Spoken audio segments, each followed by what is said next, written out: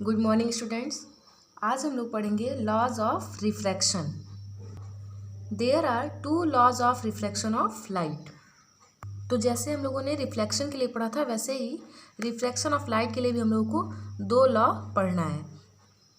First law is the incident ray, the refracted ray and the normal at the point of incidence all lie in the same plane. तो ये बिल्कुल उसी तरीके से है जैसे आप लोगों ने रिफ्लेक्शन ऑफ लाइट के लिए पढ़ा था। बस चेंज कहाँ पे है, देखिए रिफ्लेक्शन ऑफ लाइट में क्या था, incident ray, the reflected ray, उसमें रिफ्लेक्टेड रे था और यहाँ पे क्या हो जाएगा, रिफ्रैक्टेड रे। ठीक है, बस यहीं पे चेंज है, बाकी सब कुछ सेम है कि इंसिडेंट रे, रिफ्रैक्टेड रे और जो नॉर्मल है, नॉर्मल कहाँ ड्रॉ करते हैं हम लोग, eight the point of incidence. तो पॉइंट ऑफ इंसिडेंस क्या होता है, जहाँ पर सरफेस पे कोई भी रे आकर के इंसिडेंट होती है, उस पॉइंट को हम लोग कहते हैं पॉइंट ऑफ इंसिडेंस। और उसी पॉइंट ऑफ इंसिडेंस पे हम लोग क्या ड्रॉ करते हैं, एक नॉर्मल ड्रॉ करते हैं। तो फर्स्ट लॉ क्या है, incident ray, refracted ray and normal at the point of incidence all lie in the same plane. The second law is the ratio of sine of angle of incidence to the sine of angle of refraction is constant for a given pair of media। Second law का क्या मतलब है कि अगर कोई भी light रे medium 1 से मीडियम 2 में जा रही है, ठीक है, तो ये आप लोगों को पता है कि कभी भी कोई भी लाइट रे अगर मीडियम 1 से मीडियम 2 में ट्रैवल करती है तो वो क्या होती है, अपने पाथ से डेविएशन शो करती है। और इस पूरे फिनोमेनन को हम लोग कहते हैं रिफ्रैक्शन ऑफ लाइट। ये सब बताया जा चुका है आप लोग को। ऐसा क्यों होता है, क्योंकि जब मीडियम चेंज होता है तो लाइट की स्पीड चेंज होती है और लाइट की स्पीड चेंज होने की वजह से क्या होता है, रिफ्रैक्शन होता है। तो सेकेंड लॉ ये कहता है कि जो एंगल ऑफ इंसिडेंस है, एंगल ऑफ इंसिडेंस क्या होता है, इंसिडेंट रे और नॉर्मल के बीच जो एंगल फॉर्म होता है उसको कहते हैं एंगल ऑफ इंसिडेंस। और रिफ्रैक्टेड रे और नॉर्मल के बीच जो एंगल फॉर्म होता है उसको कहते हैं एंगल ऑफ रिफ्रैक्शन। तो ये जो एंगल है, एंगल आई और एंगल आर, अगर उसका हम साइन लेकर के रेशियो ले लें, मतलब sine i upon sine r, ये क्या होता है, कांस्टेंट रहता है। मतलब क्या है कि अगर हम मीडियम फिक्स कर दें, जैसे इसको हम ले लें एयर और ये हम ले लें ग्लास, मतलब हम लोगों ने मीडियम फिक्स कर दिया कि फर्स्ट वाला एयर ही रहेगा, दूसरा वाला मीडियम ग्लास रहेगा। यहाँ पे भी क्या होगा, फर्स्ट वाला मीडियम एयर, दूसरा वाला ग्लास। तो अगर हमने मीडियम फिक्स कर दिया, अगर मीडियम फिक्स होता है, जैसे यहाँ एयर है तो यहाँ ग्लास ही होगा, तो यहाँ क्या होगा, जैसे यहाँ देखिए, यहाँ एंगल आई, यहाँ एंगल आर, यहाँ पे एंगल कुछ और है, यहाँ एंगल I1 है, यहाँ एंगल R1 है। मतलब जब एंगल ऑफ इंसिडेंस चेंज होगा तो जाहिर सी बात है कि एंगल ऑफ रिफ्रैक्शन भी चेंज होगा। तो अगर मीडियम हम लोगों ने फिक्स कर दिया है तो जो आपका एंगल ऑफ इंसिडेंस और एंगल ऑफ रिफ्रैक्शन मिलता जाएगा, उसका साइन लेकर के जब हम रेशियो लेंगे तो वो क्या होगा, हमेशा कांस्टेंट होगा। मतलब क्या है कि sine i upon sine r की जो वैल्यू होगी, sine i upon sine r की जो वैल्यू होगी वही वैल्यू होगी sign I1 upon sine R1 की।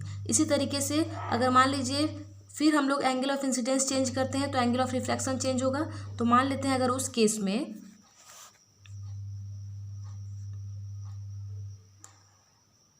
इसको मान लेते हैं I2, तो ये R2 हो जाएगा। तो उस केस में अगर फिर हम लोग साइन लेकर के रेशियो लेते हैं तो sign I2 upon sine R2।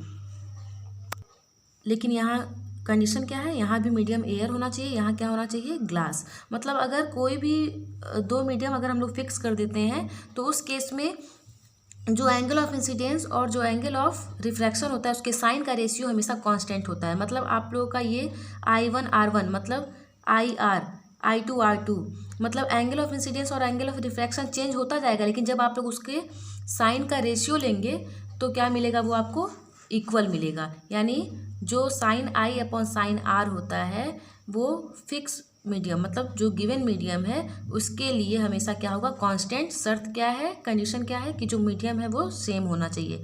ये नहीं कि यहाँ एक बार एयर ग्लास ले लिए तो यहाँ पे एयर और वाटर ले ले, नहीं, यहाँ एयर, यहाँ ग्लास, यहाँ भी देखिए एयर, यहाँ भी ग्लास, यहाँ भी एयर, यहाँ भी ग्लास। उस केस में ये चाहे कितना भी चेंज होता जाए, I1, I2, I3, I4, उसके करस्पॉन्डिंग आपको R1, R2, R3, R4 ऐसा मिलता जाएगा कि जब आप उसका साइन लेकर के रेशियो निकालेंगे तो वो क्या मिलेगा आपको, कांस्टेंट। कांस्टेंट का मतलब कि ये जो वैल्यू आएगी वो चेंज नहीं होगी। जैसे कहने का मतलब है कि भले ही आई और आर की वैल्यू चेंज हो जाए, तो मान लेते हैं अगर इसकी वैल्यू हम लोग को निकालने पे 1 आई है तो यहाँ पे I1 R1 यानी एंगल देखिए चेंज हो जा रहा है, एंगल ऑफ इंसिडेंस और एंगल ऑफ रिफ्लेक्शन चेंज हो जा रहा है, लेकिन जब साइन ले करके रेशियो निकालेंगे तो इसकी भी वैल्यू कितनी आएगी, 1। इसी तरीके से यहाँ पे भी देखिए I2 R2 हो जा रहा है, मतलब एंगल ऑफ इंसिडेंस और एंगल ऑफ रिफ्लेक्शन चेंज हो जा रहा है, लेकिन फिर भी जब उसका साइन लेकर के रेशियो निकालेंगे तो वैल्यू हमें कितनी मिलेगी, 1। मीडियम जो है फिक्स होना चाहिए। मतलब अगर यहाँ एयर ग्लास है तो एयर ग्लास, एयर ग्लास, अगर यहाँ ग्लास वाटर है तो ग्लास वाटर, ग्लास वाटर। तो आप लोगों को समझ में आ गया होगा कि सेकंड लॉ क्या होता है कि किसी भी अगर मीडियम का पेयर दिया हुआ है तो उसके लिए एंगल ऑफ इंसिडेंस का साइन ले लें और एंगल ऑफ रिफ्रैक्शन का साइन लेकर के अगर हम रेशियो निकालते हैं तो वो क्या होता है, कांस्टेंट होता है। इसी लॉ को कहते हैं स्नेल्स लॉ। इसी लॉ को हम लोग कहते हैं स्नेल्स लॉ। और जो कांस्टेंट वैल्यू हम लोग को मिलती है, इस कांस्टेंट वैल्यू को हम लोग कहते हैं रिफ्रैक्टिव इंडेक्स। इस कांस्टेंट वैल्यू को हम लोग क्या कहते हैं, refractive index of the second medium with respect to the first medium.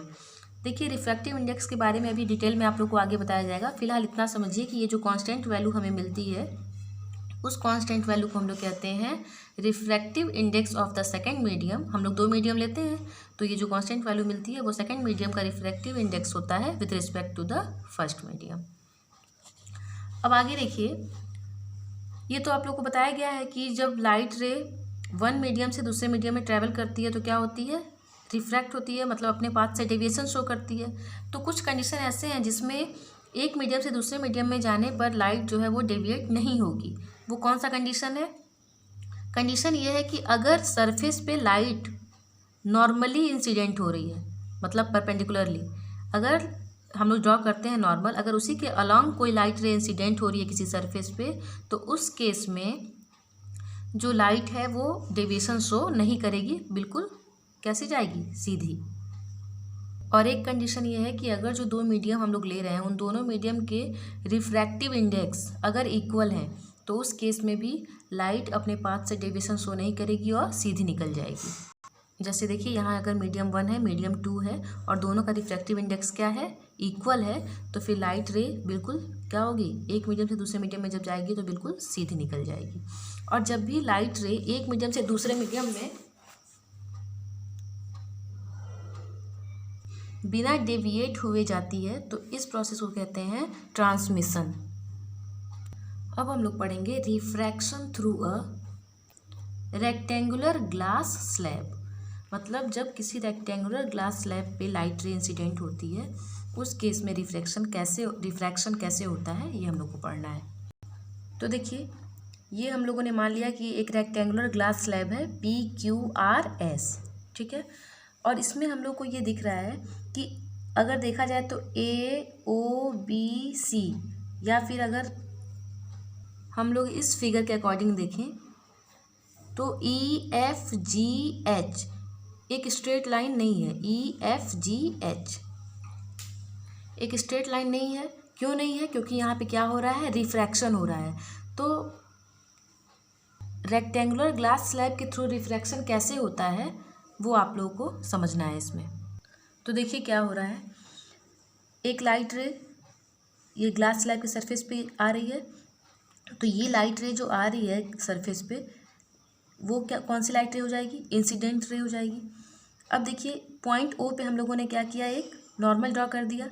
अब हम लोग देख रहे हैं कि यहाँ क्या है, एयर है, यहाँ क्या है, ग्लास है, और यहाँ फिर वापस से क्या है, एयर है। तो यहाँ जो मीडियम है एयर और यहाँ क्या है, ग्लास। तो एयर और ग्लास का अगर हम कंपेयर करें, एयर और ग्लास को कंपेयर करें तो हम लोग देखते हैं कि एयर में लाइट की स्पीड क्या होती है, अधिक होती है, जबकि ग्लास में लाइट की स्पीड कम होती है। तो एयर कौन सा मीडियम होगा, रेयरर मीडियम, जबकि ग्लास कौन सा मीडियम होगा, डेंसर मीडियम। तो आप लोग को पता है कि जब भी लाइट रे रेयरर टू डेंसर जाती है तो क्या होता है, जो लाइट रे होती है वो टुवर्ड्स द नॉर्मल बेंड हो जाती है। तो वही यहाँ पे हो रहा है, ये लाइट रे AO आ रही है और ये जब जा रही है ग्लास में तो क्या हो रही है, टुवर्ड्स द नॉर्मल बेंड हो रही है। जाना तो इसको सीधे चाहिए ऐसे, लेकिन ऐसे ना जाके वो क्या हो रही है, टुवर्ड्स द नॉर्मल बेंड हो जा रही है। तो ये कौन सी रे है, रिफ्रैक्टेड रे। ठीक है, अब यहाँ पे देखिए इतने दूर ये पूरा सेम मीडियम है, ग्लास है, तो ये बिल्कुल स्ट्रेट जाएगी। और फिर यहाँ पे देखिए जैसे ही ये बाहर आएगी तो फिर मीडियम चेंज हो रहा है। मीडियम क्या हो जा रहा है, ग्लास टू एयर जा रही है। यानी अब कैसे जा रही है, ग्लास कौन सा मीडियम है, डेंसर, और एयर कौन सा है, रेयरर। तो अब जा रही है लाइट रे डेंसर टू रेयरर। तो उस केस में क्या होगा, वो सीधे ना जा कर के वो क्या होगी, सीधे तो ऐसे जाना चाहिए, लेकिन ये सीधे ना जा कर के अवे फ्रॉम द नॉर्मल, ये बेंड होगी लेकिन अवे फ्रॉम द नॉर्मल। तो देखिए ये BC जो रे है वो कैसी हो रही है, away from the normal move कर जा रही है, बेंड कर जा रही है। तो जो रे बाहर निकल जा रही है इसको हम लोग कहेंगे इमरजेंट रे। जो गिर रही थी सरफेस पे वो इंसिडेंट रे, जो रिफ्लेक्ट हो गई वो रिफ्लेक्टेड रे, और जो बाहर निकल रही है वो हो जाएगी इमरजेंट रे। और नॉर्मल और इमरजेंट रे के बीच जो एंगल बनेगा उसको बोलेंगे एंगल ऑफ इमरजेंस, और नॉर्मल और इंसिडेंट रे के बीच जो एंगल बनेगा उसको हम लोग बोलेंगे एंगल ऑफ इंसिडेंस। तो चूंकि यहाँ पे रिफ्रैक्शन हो रहा है इस वजह से इंसिडेंट रे इस वजह से AOBC ये एक स्ट्रेट लाइन ना हो करके, ये देखिए ये ऐसे AO आई है, फिर OB है, फिर BC है। तो हम लोग AOBC को एक स्ट्रेट लाइन नहीं कह सकते, क्योंकि यहाँ पे क्या हो रहा है, रिफ्रैक्शन हो रहा है। तो जब भी रेक्टेंगुलर ग्लास स्लैब के थ्रू रिफ्लेक्शन होता है तो ये पाया जाता है कि जो एंगल ऑफ इंसिडेंस होता है वो एंगल ऑफ इमरजेंस के क्या होता है, इक्वल होता है। दूसरी चीज़ कि जो इमरजेंट रे होती है वो इंसिडेंट रे के क्या होती है, पैरेलल होती है, और क्या होती है, लैटरली डिस्प्लेस्ड होती है। देखिए ये जो डायरेक्शन दिख रहा है डॉटेड लाइन का, ये किसका डायरेक्शन है, ये डायरेक्शन है ओरिजिनल रे जो इंसिडेंट रे है, और जो इमरजेंट रे है वो आपकी ये वाली है। तो ये क्या हो रहा है, ये जो इमरजेंट रे है ये इंसिडेंट रे के पैरेलल दिख रहा है, और साथ ही साथ पैरेलल तो होता ही है और लैटरली डिस्प्लेस्ड होती है। कौन सी रे, इमरजेंट रे। और डिस्प्लेसमेंट कितना होता है, ये देखिए किसके किसके बीच का distance, perpendicular distance between original path of incident ray and the emergent ray is called lateral displacement of the emergent ray of light। तो कहने का मतलब क्या है कि जब भी रेक्टेंगुलर ग्लास स्लैब के थ्रू रिफ्रैक्शन होता है तो क्या होता है, जो इमरजेंट रे होती है वो पैरेलल होती है इंसिडेंट रे के, और क्या होती है, लैटरली डिस्प्लेस्ड होती है। अब इसके आगे आप लोगों को नेक्स्ट टर्म पे बताया जाएगा।